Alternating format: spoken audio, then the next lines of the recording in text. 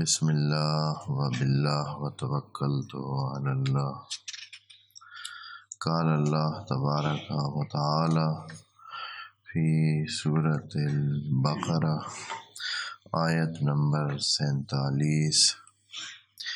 بسم اللہ الرحمن الرحیم۔ یا بنی اسرائیل اذکروا نعمتی التی انعمت علیکم وانی فضلتکم علی العالمین واتقوا یوما لا تجزی نفس عن نفس شیئا ولا يقبل منها شفاعة ولا يؤخذ منها عدل ولا هم ينصرون۔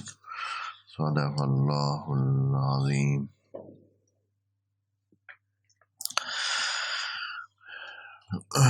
سورہ البقرہ میں بنی اسرائیل کو خطاب کر کے خدا کریم یادآوری فرما رہا ہے کہ بنی اسرائیل، آپ پر اللہ نے خصوصی انعام کیا ہے اور آپ کو خصوصی طور پر فضیلت دی ہے باقی جہان پر۔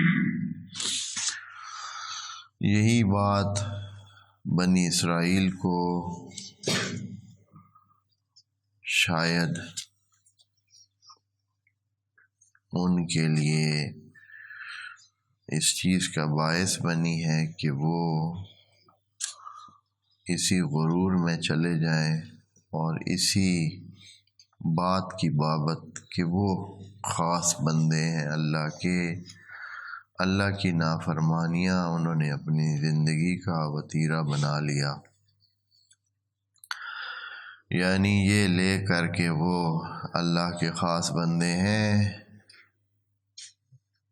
انہوں نے جہان میں اپنے آپ کو ایک برتر وجود، ایک بہتر وجود، ایک دوسروں سے اعلیٰ شخصیت کے مالک وجود قرار دے کر اپنی بڑائی کا اظہار کرنا اور دوسروں پہ سیطرہ کرنا،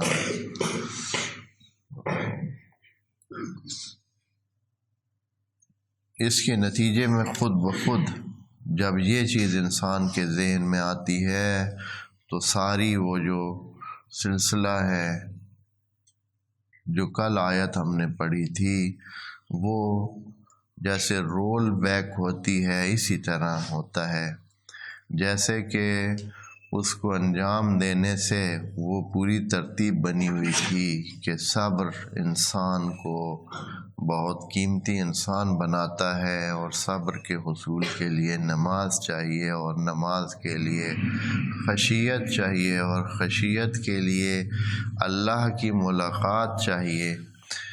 تو یہ جب ان کے ذہن میں یہ اس قسم کی باتیں آتی کہ غرور اور تکبر اور دوسروں پر بڑائی، تو یہ پٹی بالکل بالعکس چلنے لگتی ہے۔ پھر اس کے نتیجے میں خشیت ختم ہو جاتی ہے۔ جب غرور اور تکبر اور اس طرح کی چیز ذہن میں آتی ہے تو پھر خشیت دور ہو جاتی ہے۔ جب خشیت دور ہوتی ہے تو پھر صلاۃ میں تو جانے کا سوال ہی پیدا نہیں ہوتا، نماز کی طرف انسان کا دل ہی نہیں کرتا اور عملاً آتا بھی نہیں۔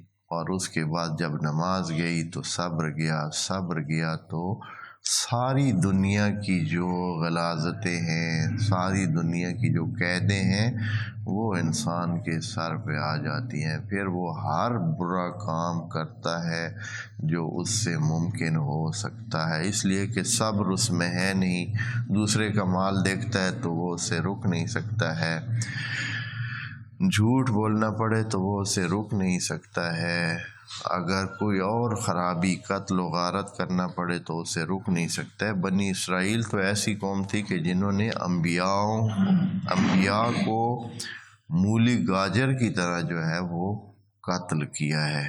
قرآن میں اس کا ذکر اتنا ہے کہ خود انبیاء جو ان کے پاس بھیجے جاتے تھے وہ ان کو بے دھڑک قتل کرتے تھے، اور بعض اوقات اور ماشاءاللہ اللہ نے ان کے ہاں انبیاء بھی بہت بھیجے تھے، بہت انبیاء آئے ہیں اس قوم میں، جناب موسیٰ کے بعد بہت سارے انبیاء ان کی طرف بھیجے گئے، اور انہوں نے بے دھڑک ان کو قتل کیا ہے۔ قرآن میں یہ بات بار بار پوچھی گئی ہے، اور ان کو کہا گیا ہے کہ آپ لوگ کیا کرتے رہے ہیں، اور یہ اس انداز میں جو انبیاء کو آپ قتل کرتے رہے ہیں۔ تو پھر ان کو سزائیں بھی بہت ہوئی ہیں۔ تو اب جب قرآن نازل ہوا ہے تو ان کو یہ پچھلی داستان یاد کرائی جا رہی ہے کہ اے بنی اسرائیل، آپ جو ہے وہ اذکروا یاد کر لیں، جیسے کہ تمام انسانوں کے لیے قرآن بطور ذکر آیا ہے، بطور یادآوری آیا ہے کہ قرآن کا ایک نام ذکر ہے، اور ذکر کا ہی اکثر جگہ پہ کہا جاتا ہے کہ فذکر ان الذکر تنفع المؤمنین، وہ ذکر یہی ہے۔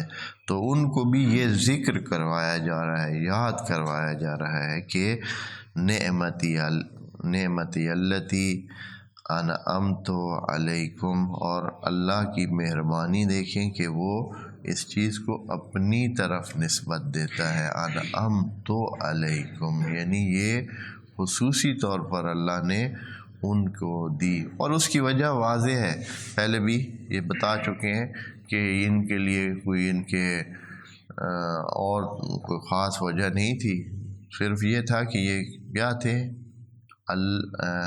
جناب ابراہیم کی اولاد میں سے تھے، اور جناب ابراہیم کیا تھے، وَاتَّخَذَ اللَّهُ إِبْرَاهِيمَ خلیلا، اللہ نے جناب ابراہیم کو اپنا خلیل اور اپنا قریبی دوست بنا رکھا تھا۔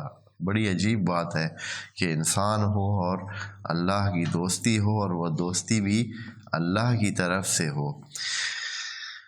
جناب ابراہیم کی اولاد میں سے یہ ہیں، تو اس وجہ سے ان کو اللہ نے فضیلت دی، اور ان کو میں آپ کو پہلے بھی یہ شاید بتا چکے ہیں کہ یہ وہ لوگ تھے جن کے لیے آسمان سے کھانے آنا اور ان کو ہر قسم کی ان کے لیے نعمتیں آنا، یہ کچھ کم بات نہیں ہے کہ کسی کے لیے جو ہے وہ آسمان سے وہ آئے، کھانے آئیں، اور ان کو یہاں کوئی مشکل کام نہ کرنا پڑے۔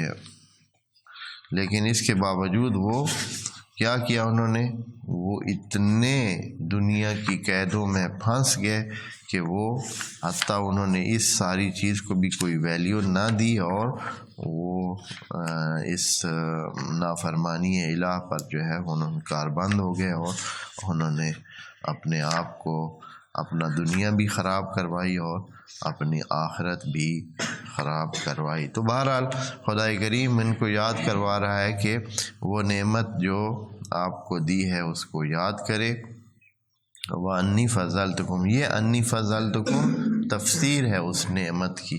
نعمت کیا دی ہے کہ اللہ نے ان کو عالمین پر فضیلت دی ہے۔ اب یہ عالمین جو ہے، عالمین کا لفظ قرآن میں بہت دفعہ استعمال ہوا ہے، تو اس سے اگر تو مراد یہ لیا جائے انسانوں کے عالمین شمار کیے جائیں کہ انسان بھی عالمین ہے نا، ہر انسانوں کا ایک گروپ ایک عالم ہے، اور پھر بہت سارے جب ہو جاتے ہیں تو عالمین ہو جاتا ہے۔ دوسری صورت یہ ہے کہ ہم اس کا معنی عالمین وہ لیں جیسے کہ رب العالمین ہے، یعنی پوری کائنات مراد لیں کہ کائنات میں ان کو فضیلت دی ہے۔ کائنات میں ان کو فضیلت دی ہے بھی معنی ٹھیک ہے، اس لیے کہ انسانوں کو اللہ نے کائنات میں کیا دی ہے، فضیلت دی ہے، جیسے کہ یہ بات تمام انسانوں کے بارے میں بھی ہے کہ انسانوں کو اللہ نے کائنات میں فضیلت دی ہے۔ وَلَقَدْ كَرَّمْنَا بَنِي آدم، اور اس طرح اور بھی ہے کہ ہم نے ان کو فضیلت دی۔ تو اس لحاظ سے بھی یہ ہو سکتا ہے کہ وہی فضیلت جو سب کو دی ہے ان کو بھی اللہ یادآوری کرا رہا ہے کہ آپ کو یہ فضیلت دی ہے۔ پھر خاص طور پر بعض ایک دو آیت میں کہا ہے کہ اخترناہم، ہم نے ان کو چنا۔ وہاں باقی اقوام عالم بھی موجود تھیں، لیکن نبیوں کا آنا اور نبیوں کا زیادہ جو ہے فوکس اسی ایریا میں اور انہی کے پاس تھا اور انہی میں سے تھا، چونکہ یہ جناب ابراہیم نے ایک دعا مانگی تھی کہ اللہ تعالیٰ نے فرمایا تھا کہ انی جاعلک للناس اماما، تو جناب ابراہیم نے آگے سے دعا مانگی تھی ومن ذریتی قال لا ینال عہدی الظالمین، کہ میرا یہ عہد کسی ظالم کے ہاں نہیں جائے گا، لیکن آپ کی دعا کو بھی ہم رد نہیں کرتے۔ رد نہیں کیا تھا اللہ نے دعا کو، تو اس کا مطلب ہے ان کی دعا کو مانا تھا، اور اس لیے انبیاء کی لائن لگا دی ہے ان میں۔ تو یہ وَفَضَّلْتُهُمْ وَإِنِّي فَضَّلْتُكُمْ عَلَى الْعَالَمِينَ، تفضیل دی ہے آپ کو عالمین پر، کہ آپ میں دوسری آیات میں اس کا بیان موجود ہے کہ ہم یہ جو تفضیل دی ہے یہ کوئی اس طرح نہیں ہے کہ ذاتی انہوں نے اس کو اپنی ذاتی وہ سمجھ لیا کہ ہم بہت ہی خاص قسم کے لوگ ہیں، ہم جو ہے، اور ابھی بھی وہ یہی سمجھتے ہیں۔ ابھی بھی اس وقت جو اہل یہود ہیں یا بنی اسرائیل ہیں وہ سارے یہی سمجھتے ہیں کہ وہ برترین ہیں اور باقی سارے انسان ان کی خدمت کے لیے پیدا ہوئے ہیں۔ خواب یہ ایک چیز ہے جو موجود ہے، تو ان سے خطاب یہ اس طرح ہے۔ پھر ان کے بارے میں ابھی آگے آئے گا کہ اللہ نے ان کو کہا ہے کہ یہ 2 دفعہ جو ہے زمین میں خرابی کریں گے، 2 دفعہ، ایک دفعہ پہلے گزر چکے اور ایک دفعہ اور بھی انہوں نے پوری زمین پر تباہی مچانی ہے اور تباہی مچا کے رہیں گے، جو کہ انشاءاللہ اس کی تفصیل پھر بعد میں عرض کریں گے۔ تو آیت نمبر 48 میں اب جو ہے اللہ نے پہلے تو وہی جو طریقہ کار ہے تبلیغ کا جو پہلے بھی عرض کیا ہے کہ اللہ تعالیٰ انسانوں کو پہلے عقل مندی کے زور پر، کہ وہ انسان عقل مند چیز ہے اور بیان کو سمجھتا ہے، اور بیان کے ذریعے یہ بات بتائی کہ اس طرح ہے، آپ صحیح والا راستہ سلیکٹ کریں اور بندے خدا بن جائیں۔ لیکن جو دوسرا طریقہ ہے اس کو بھی ضرور آزماتا ہے، اور پہلے آج کہہ چکے انسان ایک ایسی چیز ہے، ایک انسان کہ یہ اتنی آسانی سے بیان کے ذریعے سمجھنے والا نہیں ہے۔ شاذ و نادر کوئی انسان مل جائے آپ کو جس کو بتایا جائے کہ آپ کی حد و حدود کیا ہیں اور وہ اس پر کاربند رہے، شاذ و نادر۔ اکثریت قاطع انسانوں کی یہ ہے کہ جب بالجبر اور زور کے ذریعے ان کو جو ہے یہ کام کیا جاتا ہے کہ ان کو اس حد میں رکھا جاتا ہے یا روکا جاتا ہے۔ یہ جو آیت ابھی آ رہی ہے پھر یہ وہی آیت اسی لیے اور اسی وجہ سے قرآن میں انسانوں کے ساتھ جب خطاب ہے اس میں آخرت کی باتیں، جہنم کی باتیں بہت زیادہ ہیں، بہت ہی زیادہ ہیں۔ اکثر آیات میں یہ آخر میں یہی ہے کہ اگر نہیں کریں گے تو یہ مار پڑے گی، یہ عذاب ہوگا، یہ والا خرابی ہوگی، خالدین فیہا، اس طرح۔ جنت کی باتیں میرا خیال یہی ہے کہ جنت کی باتیں کم ہیں، اور جو جہنم سے وعید اور ڈرانے اور خوف دلانے کی باتیں ہیں وہ آیات جو ہے وہ کافی زیادہ ہیں۔ وجہ یہی ہے کہ انسانوں میں یہ اکثر یہی دیکھا گیا ہے کہ وہ ایسے بات نہیں مانتے، اس لیے یہاں آیت نمبر 48 سے اللہ تعالیٰ دوسرے پہلو سے بات اب کرتا ہے کہ اب یوں ہے کہ اگر آپ کو ان نعمتوں کا بھی پاس نہیں ہے، یہ جو اتنی نعمتیں پیچھے ذکر بھی کی ہیں اور آگے بھی بہت ساری نعمتیں آئیں گی، حقیقتاً نعمتیں اتنی ہیں اس پر کہ اصلاً بندے کو یہ نہیں پتہ چلتا کہ اتنی نعمتیں ان پر کیوں اتنی جو ہے بارش کی گئی ہے نعمتوں کی، کہ ان کی مرضی کے مطابق جو ہے وہ ان کو کھانے بھی ملے، جنت سے بن کے آئیں، اور پھر وہ اس پر بھی کہیں کہ نہیں ہمیں نہیں چاہیے، اتنا لاڈ. تو جب اس بات سے بھی وہ نہ مانے تو پھر اللہ تعالیٰ آپ فرماتے ہیں کہ اگر آپ کو اس کا بھی پاس نہیں ہے تو یہ جان لیں کہ آپ کے اس روش سے آپ ایک ایسے راستے پہ چل رہے ہوں گے کہ جو آپ کو جہنم میں لے جائے گا، خرابی کی طرف لے جائے گا، آپ کو بچائے گا نہیں. وَاتَّقُوا، اور اگر نہیں سمجھتے تو بچ جانا تو سمجھتے ہیں نا، وہ تو انسان ایسا ہے کہ ایک دفعہ جہاں سے نقصان کرے تو پھر اس سے کافی بچ کے چلتا ہے. یہ تو انسان کے اندر اس طرح کی ایک خصلت ہے، ایک فطرت ہے کہ انسان کو اگر خدا نخواستہ کسی انسان کو سانپ نے کاٹا ہو تو اس کے بعد پھر وہ رسی سے بھی ڈرتا ہے. مشہور ایک ہے. یا یہ ہے کہ جس نے گرم دودھ پیا ہو، ایک دفعہ گرم دودھ پیا ہو تو پھر اس کے بعد اس کو لسی بھی دے دی جائے تو اس کو بھی کیا ہے، وہ دودھ کا جلا چھاچھ بھی پھونک پھونک کر پیتا ہے جی.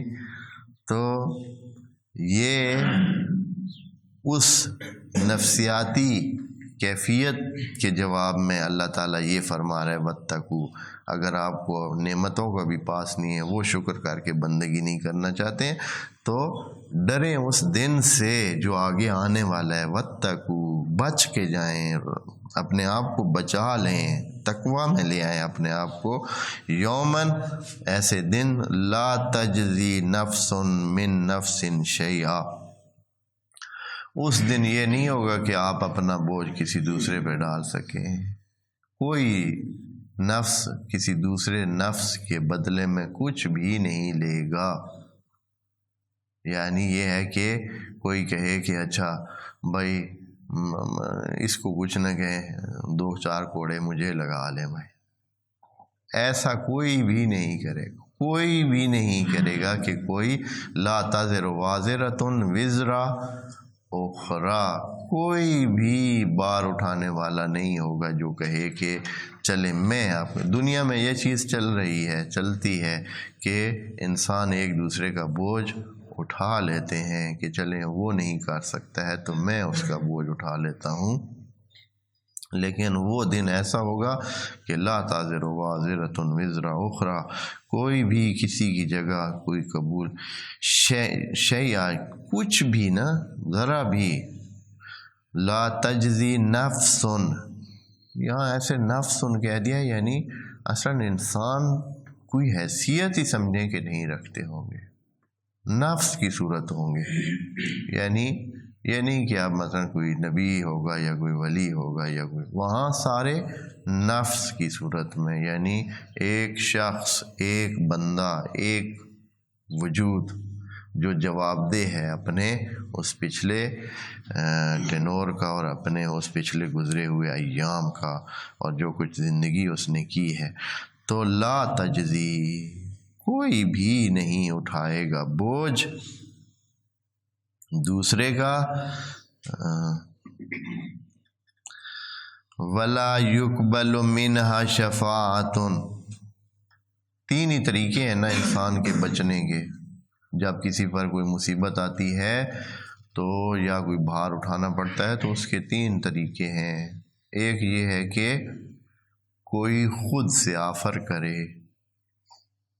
مثلا جس کو احساس ہوتا ہے آس پاس والوں کو کسی کو، تو وہ خود سے آفر کرے کہ اس کی جگہ میں یہ چیز اٹھا لیتا ہوں.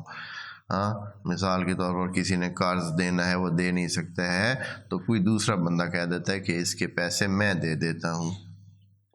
یہ ایک اچھی صورتحال ہے، یہ بہت خاص قسم کے لوگوں کے ساتھ اس طرح ٹریٹ ہوتی ہے. یعنی کہ دوسرے خود آفر کریں.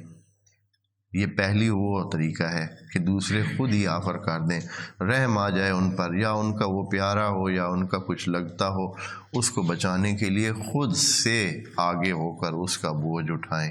ٹھیک ہے، یہ ایک طریقہ ہے. دوسرا طریقہ یہ ہے کہ اس طرح نہ ہو، وہ ان کو کہے یا وہ کسی طریقے سے سفارش کریں. خود نہیں اٹھا رہے ہیں لیکن سفارش کر سکتے ہیں، سفارش کر سکتے ہیں، یعنی کہہ کلوا کر ادھر سے ادھر سے کسی سے کیا کرتے ہیں کہ اس کا بوجھ کم کراتے ہیں، خود نہیں اٹھاتے ہیں. یعنی اصلاً چاہتے ہیں کہ وہ بوجھ ختم ہو جائے، سرے سے وہ سزا جو اس کو ملنی ہے وہ ختم ہو جائے. اس طرح کا کوئی انداز اپناتے ہیں. سفارش جسے ہم کہتے ہیں، جس کو قرآن میں شفاعت کہتے ہیں، اس کے بارے میں بات ابھی کریں گے ہم انشاءاللہ شفاعت کے حوالے سے. تو آیا اس طرح ہوگا؟ ابھی قرآن کے یہ الفاظ کہہ رہے ہیں کہ شفاعت اس طرح کی بھی نہیں ہوگی کہ کوئی کسی کی کوئی اس طرح کی حیثیت ہو کہ وہ کوئی شفاعت کرا سکے کہ بھائی اچھا فلاں ہے وہ کہے گا تو ہم چلے جائیں گے آگے. جیسے کہ ہمارے ہاں ایسے ہی خیالی لوگوں نے بہت کچھ کہہ رکھا ہے، تو ایسے یہاں دیکھیں یہ کیا کہہ رہی ہیں آیات، دیکھیں وَلَا يُقْبَلُ مِنْهَا شَفَاعَةٌ، اس قسم کے لوگوں سے کوئی شفاعت قبول نہیں کی جائے گی. ممکن ہے کہ کوئی شفاعت کرے لیکن اللہ فرما رہا ہے کہ قبول ہی نہیں کی جائے گی. ہاں، شفاعت اگر کوئی کرے بھی تو قبول نہیں کی جائے گی. اور تیسری بات یہ ہے کہ دنیا میں یہ رائج ہے کہ انسان کیا کرتے ہیں، خود سے وہ اپنی حیثیت ان کی اتنی ہوتی ہے کہ وہ کہتے ہیں کوئی بات نہیں ہے، ہم اس جو مسئلہ ہے اس کے بدلے میں یہ چیز دے دیتے ہیں آپ کو، جو خرابی ہوئی ہے سزا ہمیں آپ نہ دیں، ہم کیا کرتے ہیں اس کے بدلے میں جو چیز ہوئی ہے، مثلا اگر کسی بندے کو سزا دینی ہے کہ اس کی جگہ اس کو دے دیں، اگر کام کرنا ہے کسی نے تو اس کی جگہ دوسرا بندہ کام کر لیتا ہے، بندہ ہی دوسرا دے دیتے ہیں. بھئی سزا بھی ہو، ہاں سزا بھی ہو، لیکن کیا ہے کہ وہ دوسرا بندہ قبول کرے، یعنی ان کی طرف سے پیش جو کیا گیا ہے، خود وہ اتنی حیثیت رکھتے ہیں یا اتنی وہ رکھتے ہیں دنیا میں کہ وہ دوسرا بندہ جو ہے وہ پیش کر دیتے ہیں کہ بھائی آپ اس کو وہ سزا دے دیں یا اس سے وہ لے لیں، یا اگر کوئی نقصان ہوا ہے تو اس کے بدلے میں پیسے دے دیتے ہیں یا اس کو پورا کروا دیتے ہیں، عادل دے دیتے ہیں، یعنی اس کا بدل دے دیتے ہیں اس کی طرف. تو یہ کام دنیا میں ہو سکتا ہے. آخرت میں آیا اس قسم کی کوئی کیفیت ہوگی یا نہیں، تو خدا کریم فرما رہے ہیں کہ یہ جو صورتیں جہان میں آپ نے بنائی ہوئی ہیں اور آپ ایک دوسرے کے ساتھ تعاون کرتے ہیں اور چلتی ہیں، تو یہ وہاں اس قسم کی کوئی صورتحال نہیں ہوگی. یہاں بالکل ایسے نا بڑی سختی سے جو ہے یہ منع کیا ہوا ہے کہ ایسی کوئی بات نہیں ہوگی اس دن. اب ہم تھوڑا سا یہ، ویسے تو تینوں باتیں قابل دھیان ہیں کہ کسی کا کسی کی سزا کو آیا کوئی برداشت کرے گا یا نہیں، تو اللہ اس کی نفی کر رہا ہے کہ لا تجزی نفس عن نفس شیئا ولا يقبل منها شفاعۃ ولا یؤخذ منها عدل، اور نہ ہی اس کی بدلے میں کوئی لیا جائے گا. چاہے گا انسان، یہ جو ہے ایک دوسری آیت میں ہے کہ انسان چاہے گا کہ وہ اپنے ماں باپ کو، اپنے بہن بھائیوں کو، اپنے بچوں کو فدا کرے، دے دے اور خود جو ہے وہ بچ جائے. اگر اس دن یہ ممکن ہو تو انسان ایسا بھی کر گزرے گا، یعنی جہنم کا عذاب، اور عذاب اتنا سخت ہوگا کہ انسان اس سے بھی نہیں ہٹے گا کہ وہ کیا کرے. اگر اس کے بال بچے لے کر اس کو وہ اپنے آپ کو بچا سکتے تو وہ یہ کام بھی کر دے گا، ہاں کہ وہ لے لیں، ان کو جہنم میں ڈال دیں اور اس کو خود کو وہ بچا لیں. تو یہاں یہ فرما رہے ہیں کہ شفاعت کا لفظ ہے. ایک شفاعت کے بارے میں بڑی بحثیں ہیں، بڑی ہی، جیسے کہ مسلمانوں میں عام طور پر پھر بحثوں کو لے کر مقابلے شروع ہو جاتے ہیں، اور مقابلے کی وجہ سے پھر کیا ہے، پھر وہ اصل کہانی دور رہ جاتی ہے. بس صرف یہ رہ جاتا ہے کہ کس طرح دوسرے فریق کو نیچا دکھانا ہے. قرآن کی طرف آ کر کہ قرآن سے اس کو صحیح سے سمجھیں اور قرآن کی مجموعی آیات سے اس کا پتہ لگائیں کہ کیا آیا یہ چیز ممکن ہے یا نہیں ہے، یا اس کی حد و حدود کیا ہے، اللہ نے کیا کہا ہے، اس طرف آتے۔ جیسے کہ اللہ نے کہا ہے کہ وَإِن تَنَازَعْتُمْ فِي شَيْءٍ فَرُدُّوهُ إِلَى اللَّهِ وَإِلَى الرَّسُولِ، کہ اگر آپ کا کوئی تنازع ہو، اگر کوئی مشکل ہو تو اس کو کدھر لے آئیں؟ اللہ کی طرف لے آئیں اور رسول کی طرف۔ اب رسول ہمارے سامنے نہیں ہے تو اس کو اللہ کی طرف لے آنا چاہیے، ہمارے تمام تنازعات کو اور مشکلات کو، لیکن ہم اس قسم کی کوئی اس طرف تو جا ہی نہیں رہے۔ تنازعات موجود ہیں اور اللہ تعالیٰ نے بھی اس کی پیشگوئی کر دی کہ تنازعات ہوں گے، کیونکہ قرآن میں یہ آیت ہے نا، فَإِن تَنَازَعْتُمْ فِي شَيْءٍ فَرُدُّوهُ إِلَى اللَّهِ، کہ اگر آپ کا کوئی تنازع ہو جائے، آپس میں کوئی نزاع ہو جائے، جھگڑا ہو جائے، لڑائی ہو جائے، اختلاف ہو جائے، تو اس کو اللہ کی طرف رجوع کریں۔ اور وہ اللہ کی بات کدھر سے ہمیں پتہ چلے گی؟ کسی کا ڈائریکٹ رابطہ تو اللہ کے ساتھ ہے نہیں، تو وہ رابطہ یہی قرآن ہے، لیکن ہم قرآن سے اپنے مسئلے حل کر ہی نہیں رہے ہیں۔ ہم سارے کے سارے مسئلے کس سے حل کر رہے ہیں؟ ان روایات سے اور ان احادیث سے جو اپنے وقت سے 2 صدیاں بعد لکھی گئی ہیں، اپنے وقت سے 2 صدیاں بعد لکھی گئی ہیں۔ اور آپ کو پہلے بھی عرض کر چکا ہوں کہ کتنا مشکل ہے کہ یہ وہ حقیقت کے مطابق اس طرح ہی ہوں جس طرح کے نبی نے اور ائمہ نے وہ باتیں کی ہوں گی، کہ نسل اندر نسل وہ پکے حساب سے لکھی نہیں ہوئی تھی، زبانی تھی صرف۔ آپ خود سوچ لیں کہ یہ چیز لکھے ہوئے اس میں نہیں تھی، کہ اگر لکھی ہوئی ہوتی تو اس کتاب کی طرح پکی ہو جاتی۔ نبی کے زمانے میں نہیں لکھی گئیں، ائمہ کے زمانے میں بھی نہیں لکھی گئیں، کافی بعد میں لکھی گئی ہیں۔ خود ائمہ کے زمانے والی کچھ جو ہے وہ 2ری 3ری صدی والی کچھ لکھی گئی ہیں، پہلے جو ہے وہ کچھ بھی نہیں لکھا گیا، صرف زبانی۔ اس لیے 3 4 4 واسطے جو ہے 5 5 درمیان میں راویوں کے نام آتے ہیں، پھر جا کر حدیث آتی ہے۔ اس کا مطلب یہ ہے کہ انہوں نے یہ لکھی ہوئی نہیں چیز دیکھی، کیا دیکھی ہے؟ ان سے سنا ہے صرف، کہ فلاں نے یوں کہا، اس نے یوں کہا، اس نے یوں کہا، اس نے یوں کہا۔ تو یہ کتنی مشکل بات ہے کہ اصل بات جو ہے وہ اسی طرح ذہنوں میں پکے انداز میں موجود رہی ہے، نسل اندر نسل، اور پھر وہ 6 7ویں نسل میں جا کر لکھی گئی ہے۔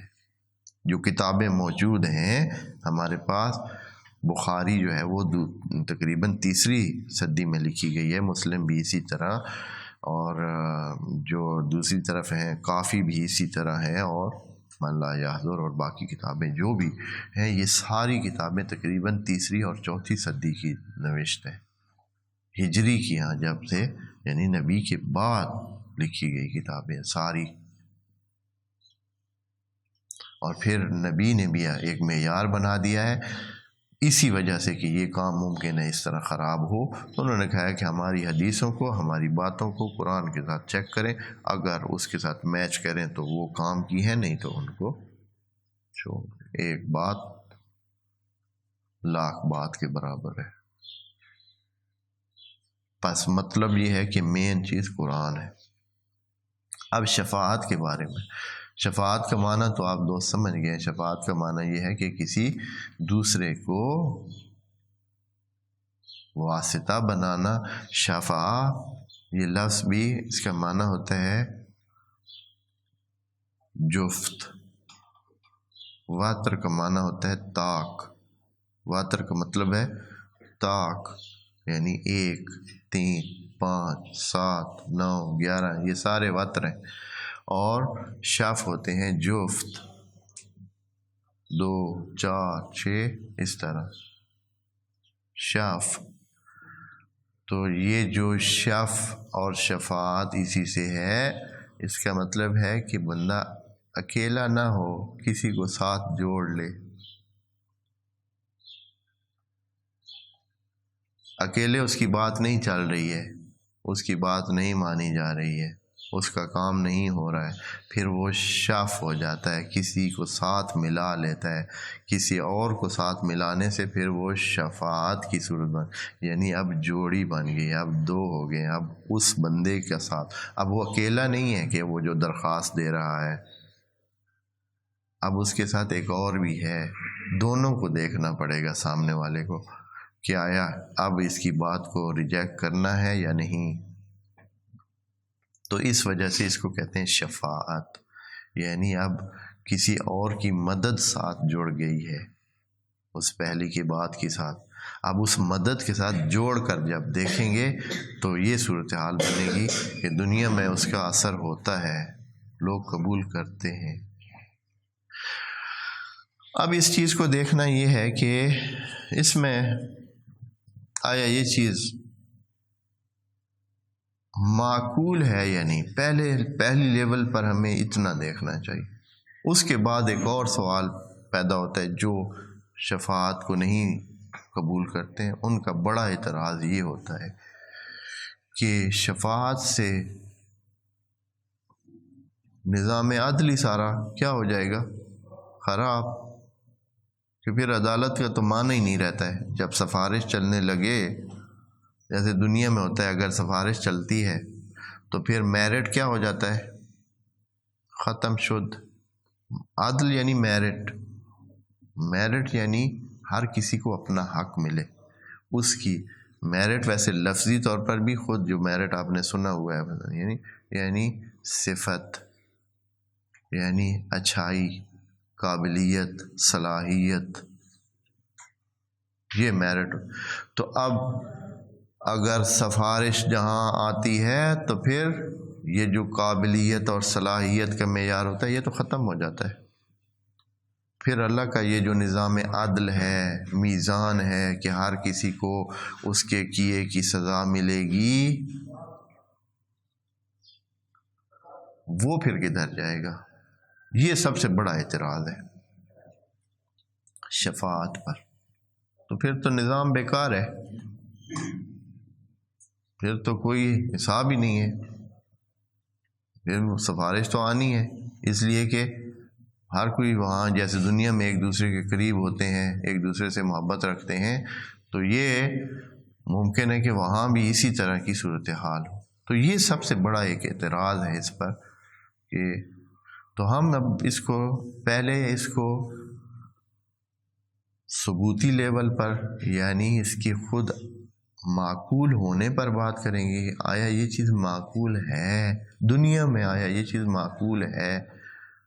اگر تو دنیا میں معقول ہی نہیں ہے یہ چیز تو پھر تو اصلاً آخرت میں بھی اس کا ہونا غلط ہے، اور اگر دنیا میں یا ہمارے عقل کے مطابق یہ چیز قابل قبول ہے،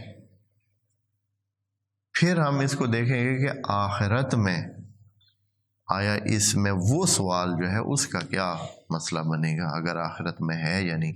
پھر ہم دیکھیں گے قرآن میں کہ آیا قرآن میں اسی طرح ہے کہ شفاعت سرے سے ہونی نہیں ہے، اس کی نفی ہو رہی ہے، یا الفاظ بتاتے ہیں کہ نہیں۔ جیسے یہاں بھی ابھی دیکھیں نا، یہاں الفاظ میں فرق ہے، جب کہا کہ کوئی عدل نہیں لیا جائے گا، شفاعت قبول نہیں ہوگی، شفاعت قبول نہیں ہوگی۔ ایک دوسری کسی اور آیت میں یوں کہا ہے کہ شفاعت نہیں کر سکیں گے مگر یہ کہ اللہ جن کو اجازت دے گا تو وہ بولیں گے۔ جو پہلا لفظ ہے اس میں لا تجزی یعنی جملہ خبریہ لگا دیا ہے کہ ایسا تو ہوگا ہی نہیں۔ اگلے جملے میں کہا ہے کہ ولا یقبل منہا شفاعت، شفاعت کوئی لائے گا تو ان سے قبول نہیں ہوگی۔ اور تیسرے میں کہا ولا یؤخذ منہا عدل، اور عدل ان سے لیا نہیں جائے گا۔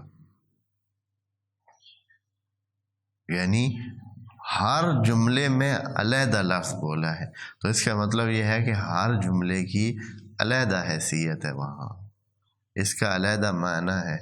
ایک تو ہو نہیں سکنا ہے، وہ تو اللہ نے پہلے ہی کہہ دیا، اور وہ یہ ہے کہ کوئی بھار اٹھانے کے لیے آگے بڑھے۔